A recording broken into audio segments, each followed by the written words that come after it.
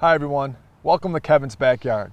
Now I know I say this all the time about barbecue food, but pulled pork is one of my favorites. I mean, look at it, it's big and you get a lot of meat out of it. And that's important around my house because I have a large family with large appetites.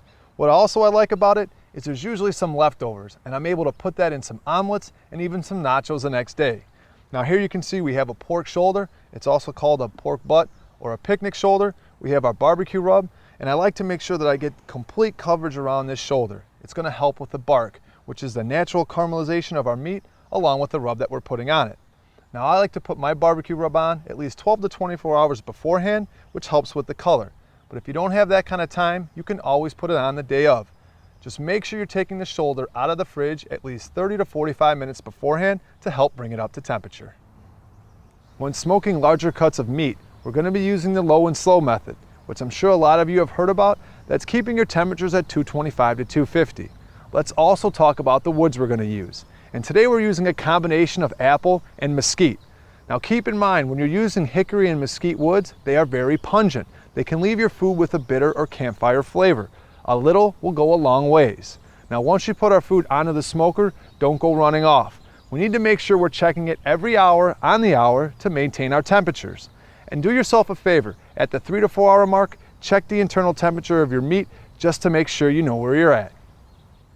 Now once your pork shoulder has hit an internal temperature of 165 to 170, we're going to take it off the smoker and wrap it in foil.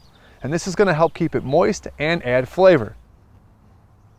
Now think of it as the ultimate present. We want to seal it completely.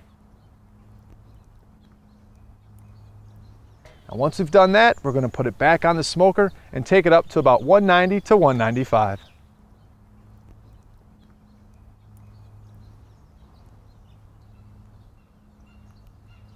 We've taken our pork shoulder off. We're almost there.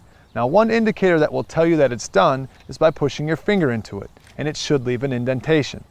We're then going to move it to a dry place, and we're going to place it in a cooler or an oven for about an hour or two, and this is going to allow it to sweat. And yes, I said sweat. It's going to help loosen it up and impart some more flavor. And do me a favor, don't skip this step. It's extremely important. We've got our pork shoulder unwrapped. The only thing we have left to do is to shred it. And we're going to be using 2 forks to do that because it's going to be extremely hot. And like I said before, there's many ways to incorporate pulled pork into your next meal. So the next time you're out in the backyard, get adventurous and try smoking a pork shoulder.